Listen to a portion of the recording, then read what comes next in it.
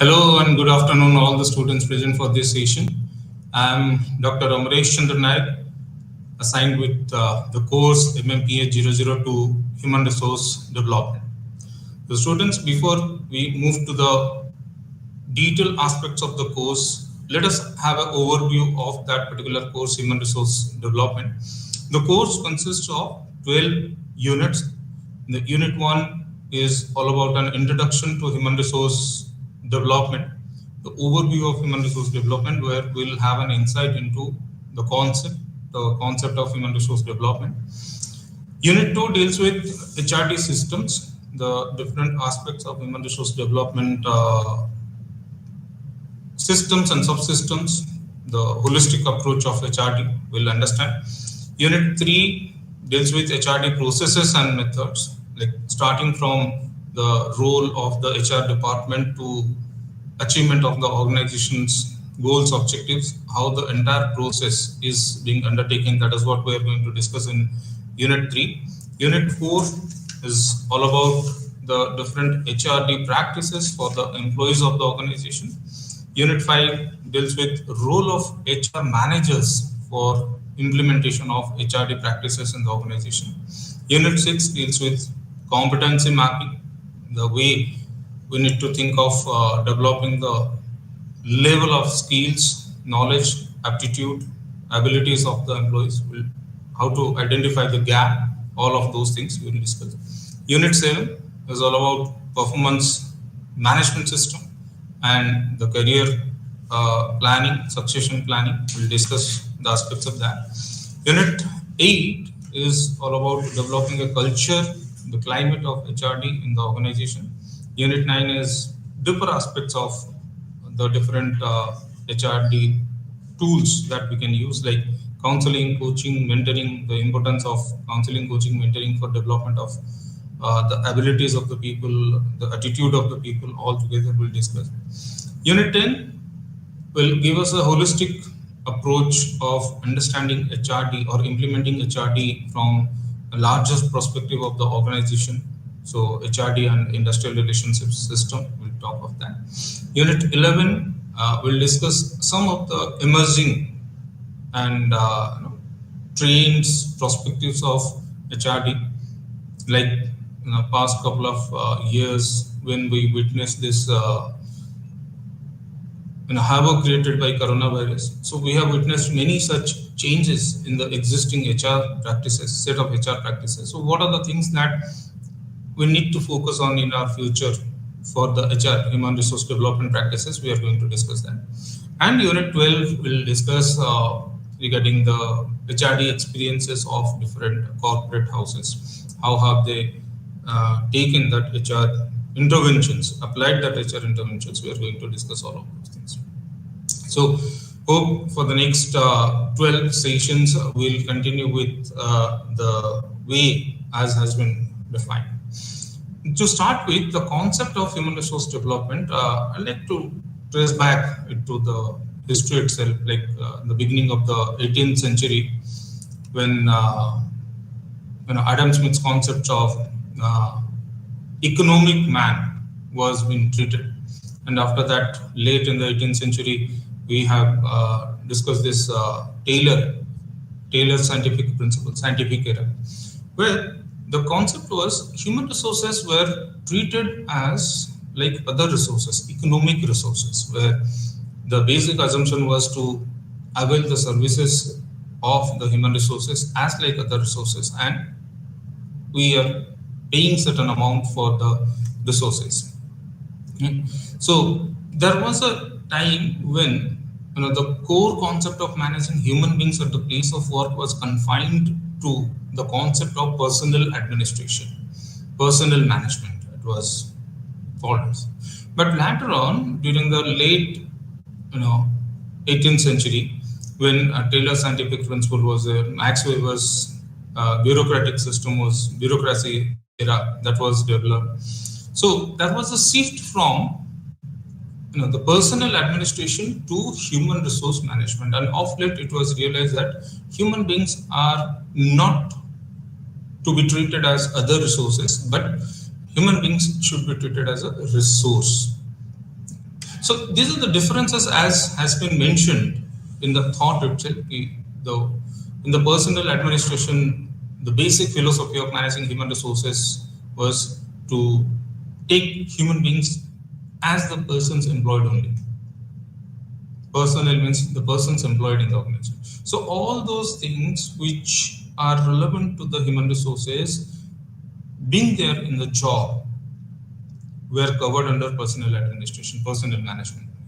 But human resource management is all about, like, when the concept is shifted, like transformed from economic resources to human resources. So it's all about managing the skill, knowledge, abilities of the people, and to enhance those skill, knowledge, abilities, talents, aptitudes, etc., for the growth and development of the organization. Where did you see human resources in the era of personnel administration were treated as an economic resource only, but when we dealt human resources, we assumed that okay, human beings can be treated as an economic man, but beyond that, human beings are the socio-psychological man. So they do have their own thought processes, they do have their own behavior, they do have their own, society, sociological aspects are there. So individuals cannot be treated as the only economic resources. That's what we need to understand. The differentiation was observed. Yeah. So earlier, where human beings were treated as only a medium or a tool to achieve the organization's goals, later on, human resources are viewed as a resource. So, care must be taken of the human beings. Human resources in the era of personnel administration, they were being treated as a part of the cost center. So organizations do make expenses on human resources in terms of their wages, salaries, and other aspects. But later on, when human beings were assumed to be the resources of the organization, then the organizations have started investing on the human resources. So investment was a part of the human resource administration. So these are the basic differences that were witnessed in the early phase of 18th century to the later on phase of 18th century itself. But the change was observed during the 20th century itself, 1920s to 1930s, where Elton Mayo, he conducted Hawthorne experiment, and it was realized that human resources are the most important resources, most valuable resources that can bring a difference to the organizational practices, that can bring a difference to the organization in terms of accomplishing its goals or objectives, whatever it may be. So there has to be a shift in terms of the concern of human resources, human values at the place of work. So organizations have realized that the growth and development can be possible only if the human beings are to be treated in a proper way. So it's possible because of the human resources only. So focus shifted on sustainable returns from the human resources. So it's not that we expect a kind of return from the human resources instantly, immediately, but when we do have these resources and I keep on investing on these resources, then I expect a long-term return from the human resources in the organization, of course. And we say that when the individual's competences are to be taken into consideration for achieving the organizational goals. So there, the enhancement of those competences, enhancement of those skill, knowledge, abilities of the people are the most essential element of the aspect. Because in the Hawthorne experiment, when Elton Mayo conducted or studied the impact of various physiological factors that affect the productivity of the people, there was no such significant relevance observed in his studies, like the impact of lights, humidity, temperature, ventilation, all of these have nominal impact on the productivity of the organizations. But when you consider all those human elements, the productivity of the people has extended beyond the limitations, right? So that is what was the essence of the experiment, where people or human beings should be treated as the assets, where you need to think of investing on them, having an objective to get a sustainable return in future. That is the reason why this era of human relations, right, era of human relations started focusing on training and developmental aspects, where the skill, knowledge, abilities of the people must be developed. The focus was on mentoring, counseling, coaching. The focus was on career planning, succession planning, and to develop such an ecosystem which will promote all of these aspects on a continuous basis, on a sustainable basis. So that was the era, like the era of human relations, which has given that input for managing the human resources, considering that the human resources are the assets of the organization. That was the basic aspect of it. And not only that, you know, of late in the 20th century itself, when we do make an analysis, like we come across with a term we call that nowadays the entire world is treated as VUCA world, where we say that it's volatile, it's uncertain, unprecedented, complex, and ambiguous. These are the four such important aspects that characterizes the business at the present time. Nothing is permanent over here. Volatile, we say that. Today's golden ones can be tomorrow's earthen ones.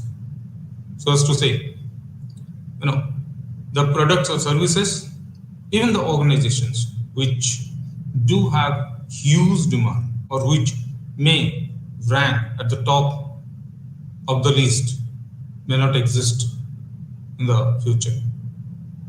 The business has become such unpredictable, unprecedented, uncertain now. Because we assume that the organizations are like open systems where all those external factors, maybe we do talk of political, social, technological, environmental, legal, whatever you do talk of, they do have huge impact on the business processes. Huge impact on the business processes. And to cope with those external forces, the organizations need to accommodate themselves, need to transform themselves. So it's unpredictable now, uncertain now. I don't know, like whatever the technology that may emerge in future, which may swipe it up. You can just think of that, no? Starting from a very manual processes to automated processes to robotics, nanotechnology. Nowadays it's all about AI, artificial intelligence. So unless and until I do modify myself, or as an organization, if I don't go along with the technological developments, can I cope? Maybe it will be very difficult for me to sustain. So that's the reason why we need to understand that the business need to be sustainable on a long term. Because of this influence that these external environmental factors do have on the organizations, carrying out the business has become more complex nowadays. We have gone beyond the domestic territories to the international market. The common forum, the entire globe is treated as a single marketplace. So we are not only competing with the local players, we are competing with global giants. And if we want to survive, then we need to win over the competition. We need to compete and win over the competition. It's as simple as that. So Unlike the earlier days, the business processes are not that simple. It has become more complex. It has become, you know, more. So many factors are to be taken into consideration for taking a decision. Decision making process was, not that simple as of the earlier days. Influence of government rules, regulations, policies, plans, all of them are there. So all of those factors are to be taken into consideration for dealing with the business processes. And of course, ambiguous. I'm not sure the decision I'm taking is going to benefit me on a longer term or not. So when I do talk of this VUCA world, right, it has completely transformed the way the human resources were managed in the earlier days. That is the reason why we need to develop a system of managing the human resources in a completely different, completely transformed way than we used to manage human resources at the earlier days. It may focus on 4 different aspects. The first aspect, it says that the way we should manage the human resources should be unique in its own. So, like we have witnessed a change from collective bargaining to individual bargaining. So individualistic approach is what is required at the present time. So no such, common aspects of the job shall be applied to all the people in the organization. So whatever it may be, your policies, plans, rules, regulations should be unique, considering the human beings, resources that is available to you. Uniformity in terms of rules and regulations, as with the other organizations, may not work. Now, you need to judge as of your own resources and then come out with some unique approach to manage those resources. You can think of this policies, plans, rules, regulations, whatever it may be, the system altogether should be distinct from one another. No such common forums can be there. But when I do say it's unique, it's distinct, but it should not be unique and distinct from the internal perspectives of the organization. All of these approaches should be related to one another. Managing human beings are really a complex processes. Right? Where to talk of the procurement system is related to the development system, is related to the appraisal system, is related to the work system itself. I cannot think of procurement vertical of the organization not to have any kind of linkage with the appraisal system, appraisal vertical. They do have interlinkages. Appraisals, I cannot say that it doesn't have a linkage with the developmental aspects or work systems. Each and every system in the organization, they operate through many such subsystems. We will discuss that in detail later on, right? All of these subsystems, and you'll see that there are interlinkages between these systems.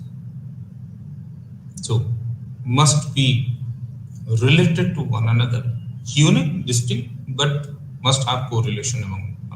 Second aspect, it says that all these components are interrelated, we understand, right? But they form a network and they reinforce one another. So one factor will lead to the other will lead to the next one. The ultimate objective is that you need to achieve the organization's goals by managing the human resources in an efficient and effective way.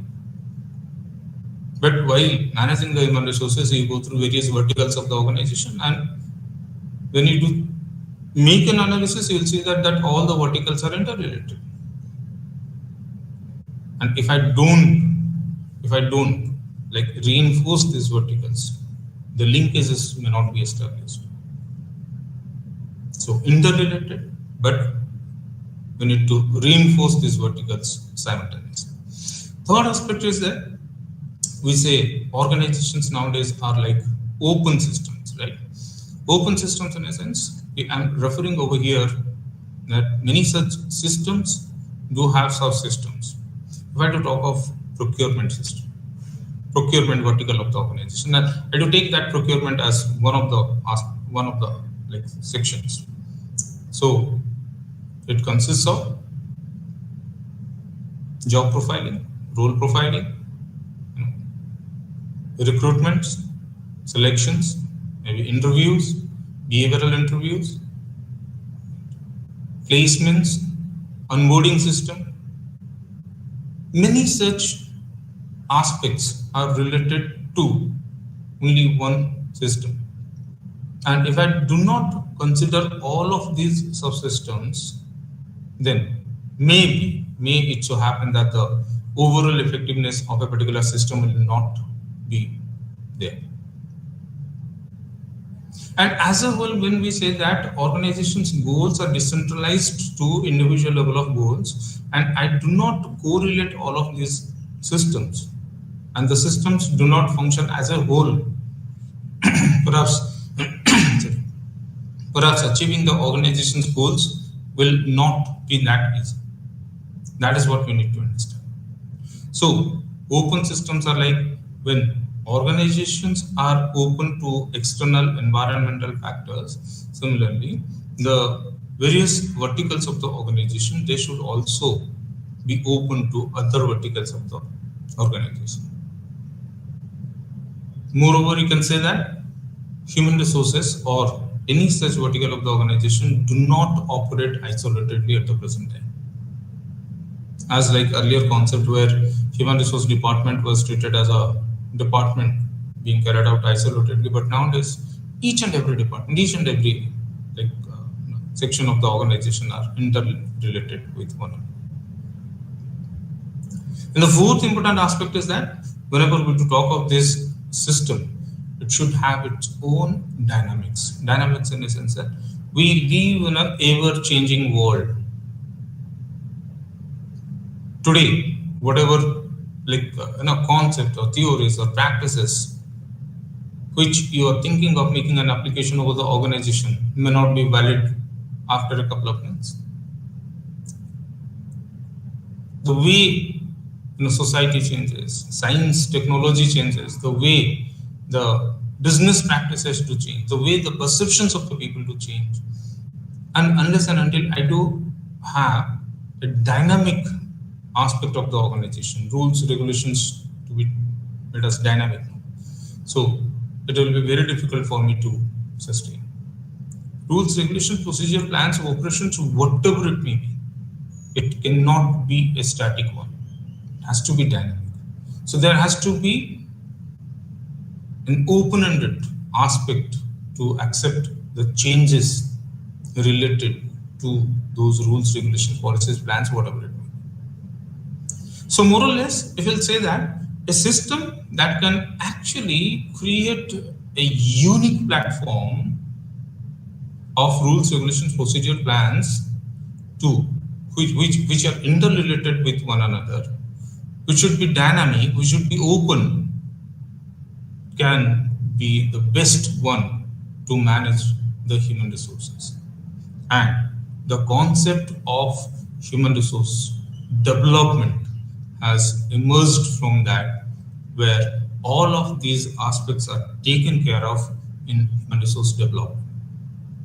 All of these aspects are taken care of in human resource development. So, considering the basic aspects of human resource development, in a simple sense, like if we do talk of T.B. Rao, who is otherwise known as the father of HRD in India. So, human resource development is all about the employees and the organization, okay, which should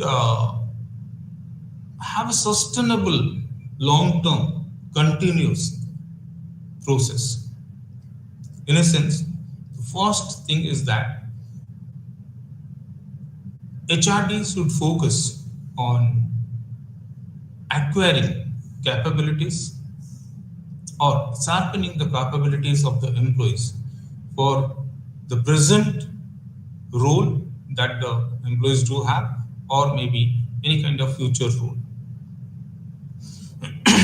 Role is all about people having an expectations from the organization, carrying out certain jobs. So duties and responsibilities plus the expectations of the people to define the role. So the next generation of HR practices will be completely based on role, not on job, because organizations do have much more expectations from the people at the place of work. And that's what we need to understand. So, do I have the capabilities of the people?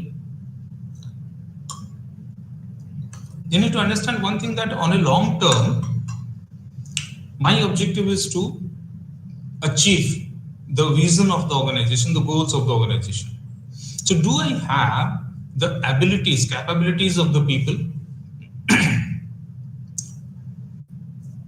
which will foster the contributions made by the people towards the organization's goals? If I don't have, then I need to acquire. If I don't have, I need to develop them. So that whatever it may be, the roles and the perceptions of the people to change with the kind of role.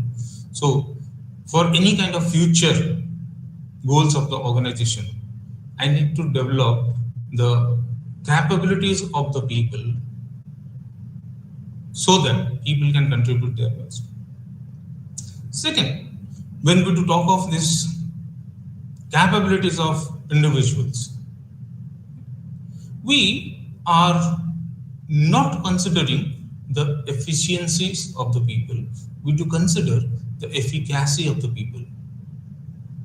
The difference is that nowadays it doesn't make a difference what a person is doing. What it makes a difference is what a person can do. So people are becoming efficient. It's okay. Whatever tasks, duties, responsibilities being given to them, they do perform it. But my objective is to extract the potentials of the people and making the best possible utilization of the people at the place of work.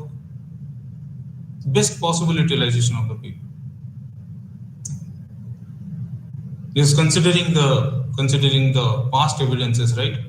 There's organizations which can really minimize the wastages in terms of human resources can have profit maximization. So reduction of wastages can be there by proper utilization of human resources, by utilizing their resources to the fullest extent. So that is what we need to talk. So can I develop the potentials of the individuals? Can I develop the capabilities, abilities, or we can say the efficacy of the person? Okay, we need to understand here one thing. There are certain aspects which are related to the individuals which can be developed in the individuals. But there are certain processes which are related to the organization.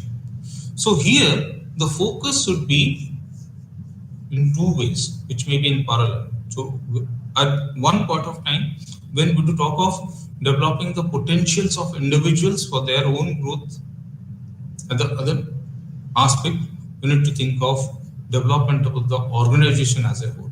So individual development and organizational development must be taken together for this aspect. And third is the culture of the organization. Because this is the most important aspect of the organization, organization's culture. Defining that. It is all about having a common frame of reference. If I do talk of the organization's culture, I understand is that a simple philosophy, a simple thought which is commonly held by all the members of the organization is called as a culture. It's far you know, away from the rules, regulations, policies, plans, etc., etc. Now, can I develop that culture which will promote, superior subordinate relationships, which can promote collaborations, which can promote the professional well-being, the motivation, the sense of belongingness, which can promote the level of ownership among the workers. So absence of culture, we do say that, simple, we do say that culture in its absence will lead towards a declining path. So that is the reason why when we talk of human resource development, we focuses mainly on three different aspects, understanding from TV Raw's definitions itself. In a simpler sense, if I to talk of human resource development focuses on developing competences among the people, commitment among the people, and the culture of the organization. Three such important things. First is competencies. So here what we do is that we focus on enhancement of all those skill, knowledge, abilities of the people.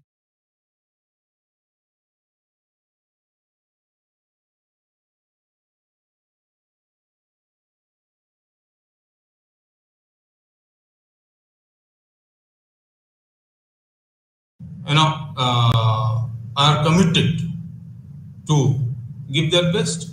So a sense of loyalty, belongingness, a sense of ownership should be developed within the individuals. So individual development and organizational development must be responsible for that, or should be taken together for that. And third is culture, a sense of shared value. So whenever we talk of this HRD, it's all about building competences among the people, building the level of commitment, and building the organization's culture, right? A developmental culture, open culture, which can really foster the organization on a long run. But here we need to understand the basic aspects of the organization. What it says.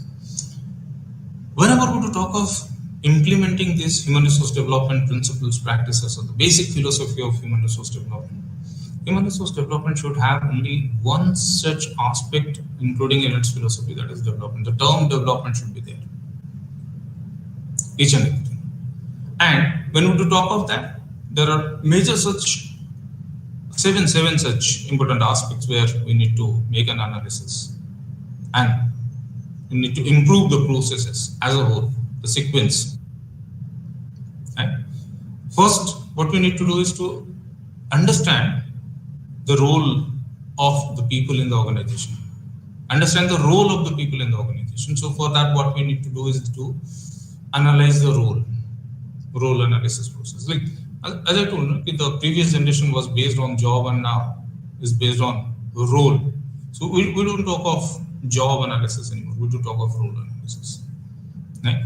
So what we need to understand is the various expectations associated with the job that a person is going to play in the organization. So somewhat rather, when we talk of the basic aspects like role profiling, role descriptions, role specifications, all of those things are to be understood in a proper way and make an application of that so that we analyze the role of the people.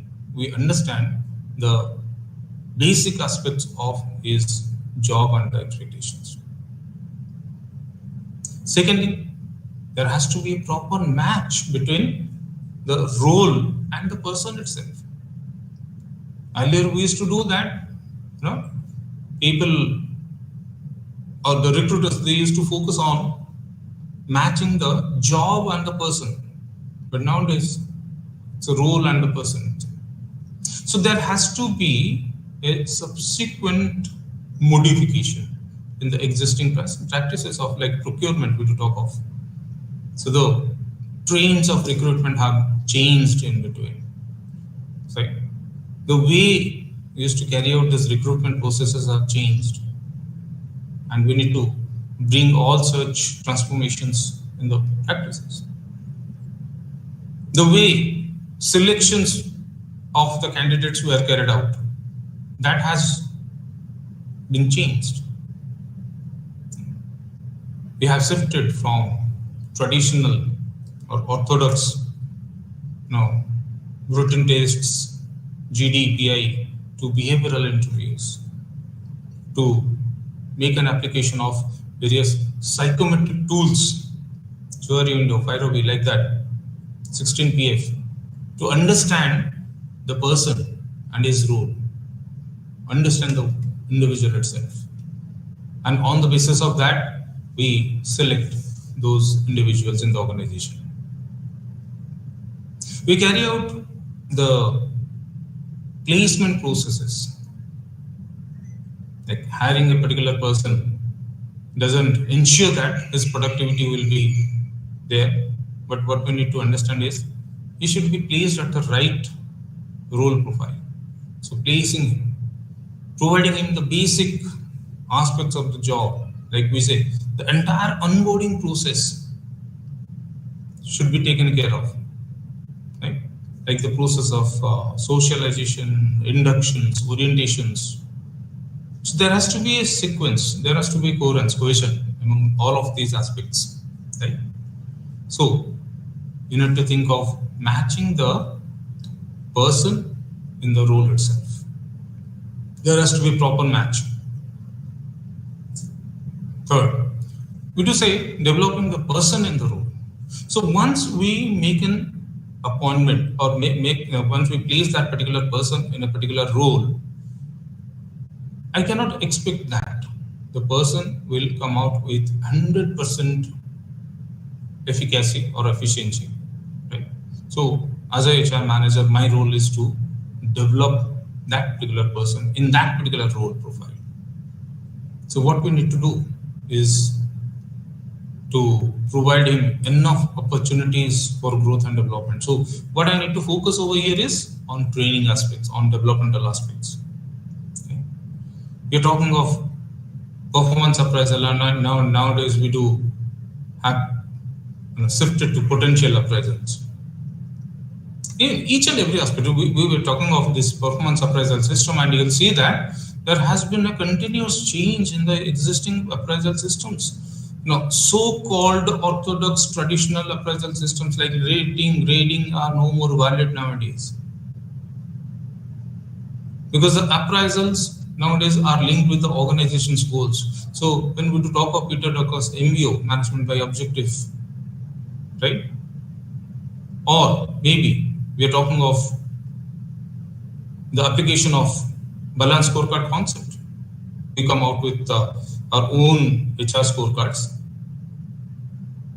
customizing that requirement. Maybe the modern concepts of appraisals like performance prisms, performance pyramids are also applicable. Are also applicable for the present time. So what we need to do?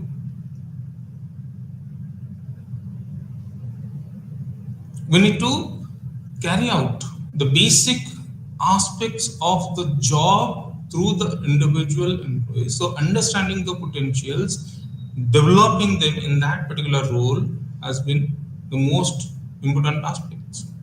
So that is what we do say, that developing the person in the role, whatever the job is assigned, whether the person is comfortable to do that or not.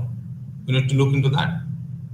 If the person is performing, it's okay. He's the star performer, I'm not worried for that. But if the person is not performing, my concern is to find out the factors which are responsible for his non-performance. Cannot leave the person as it is. They're the most valuable resources. That's what we need to understand. Similarly, when I do talk of developing the person in the role, the fourth aspect is that developing the role of the person.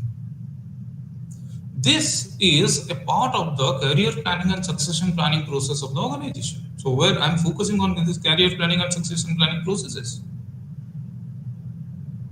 Nowadays, as we were discussing, maybe the present generation employees are more focused on their career growth options than on any other aspect. So if I need to retain people on a long term, or I'm expecting a sustainable return from the people itself, right? So there, I need to think of providing them a career. So that has been that has been part of the expectations from the people, and the HR department should comply with that. So that is the reason why nowadays we are talking of certain processes like job rotations, when the employees will move up in the organizational ladder, when the employees will move up in the organizational hierarchy.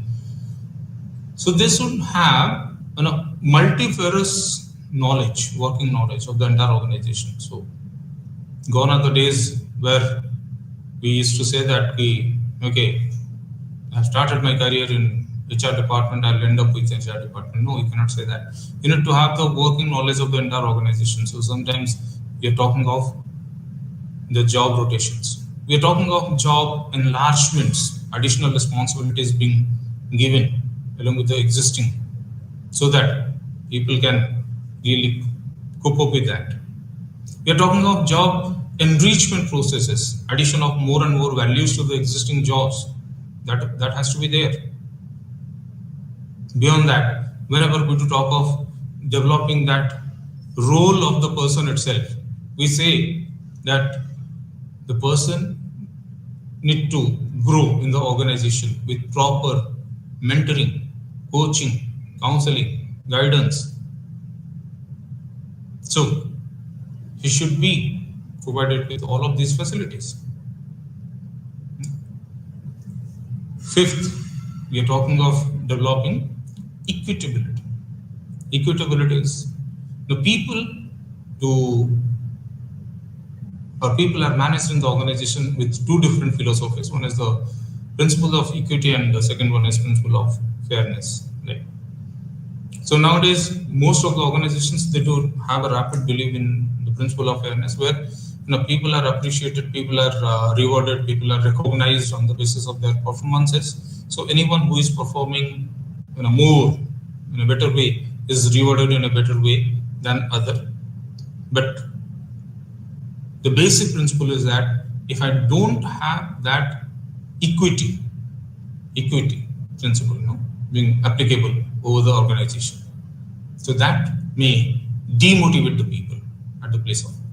So that's what we need to understand. Yeah? So whatever policies, plans, rules, regulations you do have, all of those policies, plans should carry out the principle of equity. That's what we need to understand. Right?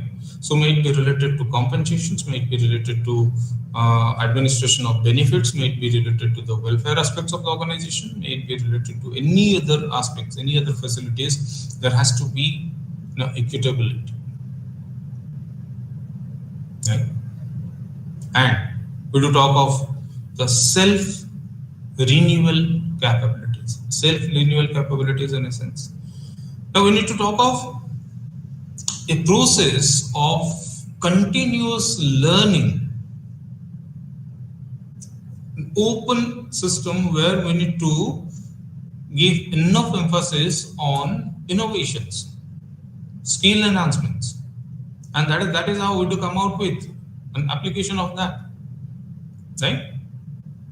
So people must learn and grow on a continuous basis. We are focusing over here the detailed aspects of organizational development, OD practices we talk of, where the basic aspects are like, on a continuous basis, I need to go for a survey, action research methods, or to find out the gaps and the methods by which I can really bridge the gap to cope with the present day, right? So we are talking of making an application of all of those things which will make the organization learn and apply on a continuous basis, which an organization can learn and apply on a continuous basis. That's what we need to talk about, right? And finally, we are talking of coping with this collective power. Collective power is all about how do I take all the people along with me. So teamwork, maybe from the organizational perspective, if I do say, so industrial relationship system where all the people to be treated equally, and I need to take a holistic approach of managing human resources at the place of work. So all of these things, are to be taken into consideration. So if we'll see, while discussing all of these 7 points, almost all the verticals of the HR are covered. Maybe starting with role analysis to role profiling to role description specification or procurement, recruitment selections, inductions, orientations, everything, onboarding processes, maybe the appraisals or training and development, right? Maybe the job rotations, job enrichments, right? Maybe developing a system of equitability in terms of compensation or self-renewal capabilities, OD interventions, IR, whatever it may be. So human resource development as a concept is not being isolated as like earlier concept where HRM was treated as a department to function in isolation. Human resource development, HRD, the concept of HRD is unique in a sense that it is equally applicable on the individuals to the organizations, everywhere. So we are talking of the individuals, maybe with HR as a department, maybe the organization as a whole. So there has to be a linkage, and the HRD aspects do breeze that linkage. So it's a holistic approach. That's what we need to take into consideration, right? So here, what we need to understand is the basic objectives of HRD, right? Like as of now, whatever we have discussed, we can summarize all of those things over here only, right? We say it's all about developing the potentials of the people to the maximum extent, developing individual capabilities to perform their job in a better way, capabilities to handle future roles, high motivational level of the employees so that they can contribute, right? Strengthen the team spirit, strengthen superior subordinate relationships, team collaboration, climate of development and organization's health and development. All of those things are to be like are to be drawn from the discussions whatever we have.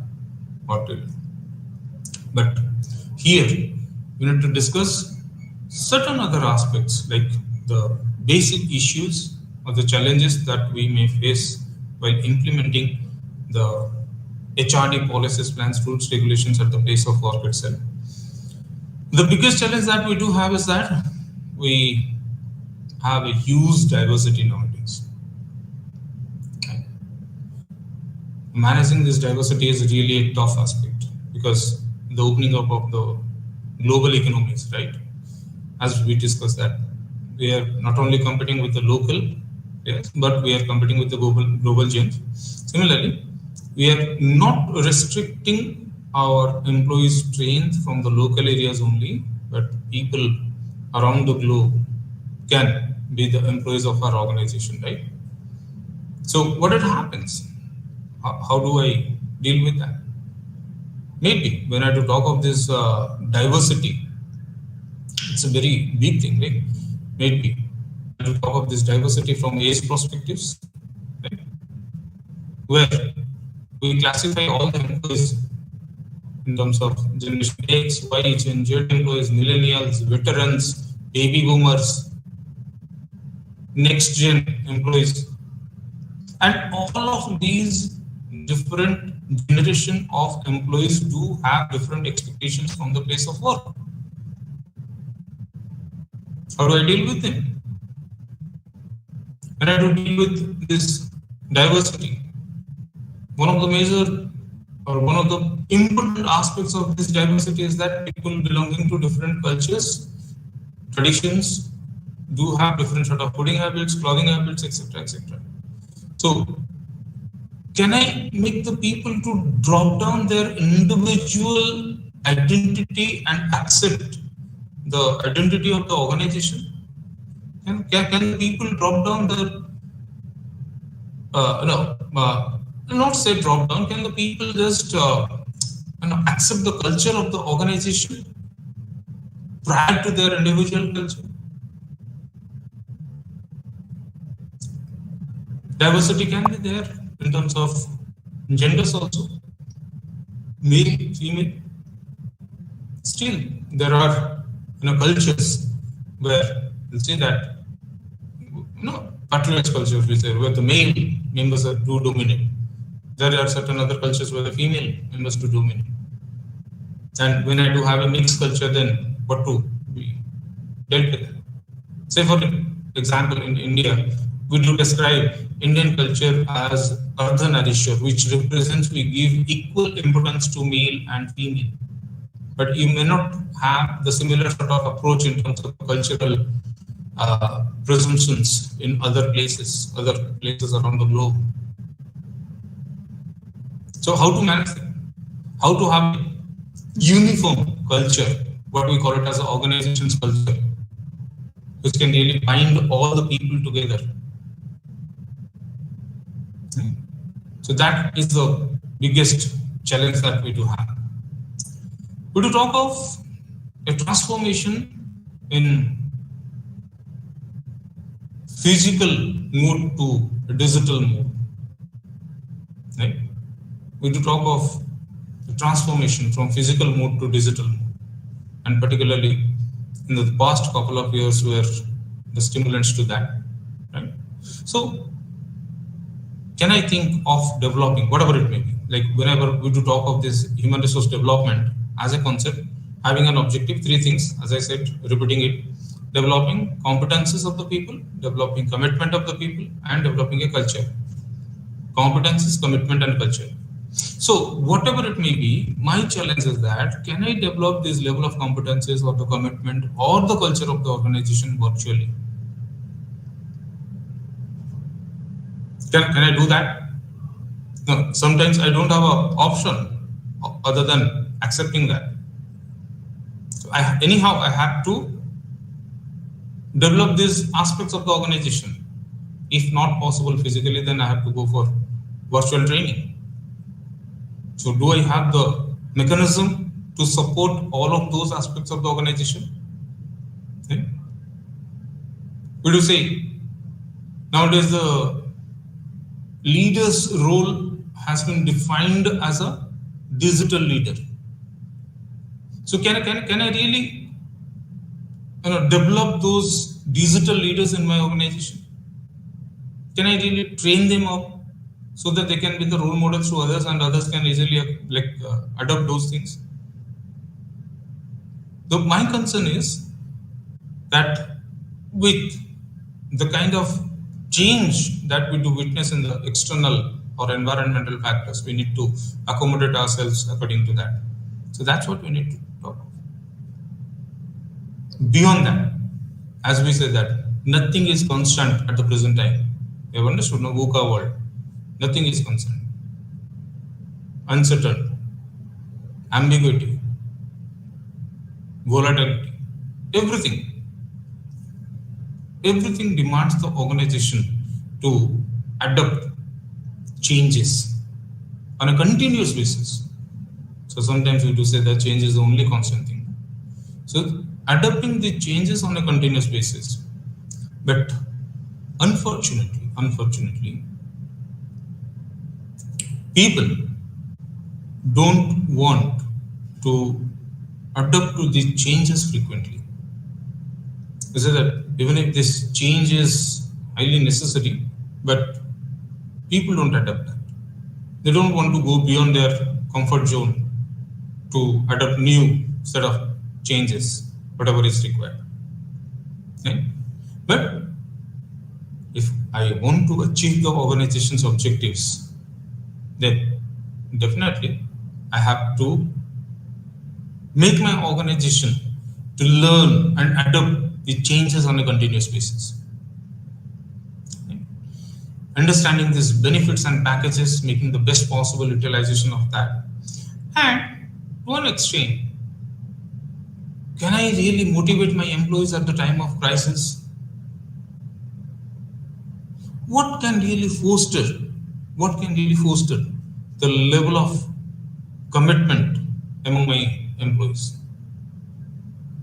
What can, like, here you can think of everything. Everything is based on only one concept: ownership. So, do my employees take the ownership? Do my employees take the ownership? Now, what I need to do so that these employees will take the ownership? And once the ownership will be there, you need not be worried for the rest of the processes. It will be automatically be taken care of. If ownership is there, you'll find out loyalty among the employees.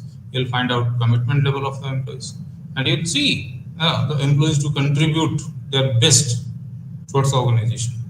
So, what I need to do to enhance that loyalty or commitment or their contribution, I need to develop the sense of ownership. So, how to do that? So, sometimes you do say organizational practices which take ESOPs, employee stock ownership plans, employee stock option plans, like, are being introduced so that people can develop the sense of belonging as ownership towards the organization. Right? But will that be enough? Can I do that for all the employees? Can I do that for the ground level employees, my workers who actually contribute towards the production process? And you think of that. Similarly, providing training, and mostly nowadays, with the opening up of these markets, actually there are plenty of opportunities available, employment opportunities rather, plenty of employment opportunities available to the employees nowadays. So jobs are not being a constant nowadays. When jobs are not being a constant, I do have a challenge of retaining them, because it's a human tendency. Wherever they will find a green pasture of land, they will move in that way only. Haripati, right? So wherever they will find out more benefits, more in terms of their pay packages, they'll definitely run for that. So here my challenge is, as an organization, how can I retain those employees? And particularly when I refer to those employees, I mean the golden color employees, the most valuable employees of my organization. I have to retain them at any cost. I cannot afford to lose them out. So my challenge is, can I retain them? If I can retain them, what are the things that we need to take into consideration? Okay. We're talking of changing workforce demographics. Okay, we have already discussed that. Okay. And the biggest challenge is that I need to bridge the gap in terms of the skill, shortage of skill, to the skills required for achieving the competencies of the organization as well. Okay.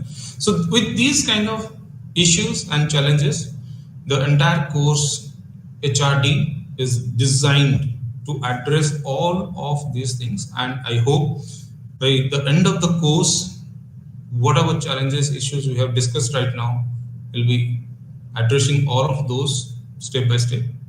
So let us wind it over here, and thank you very much. Once again, we'll meet tomorrow to continue with Unit 2 of MMPH.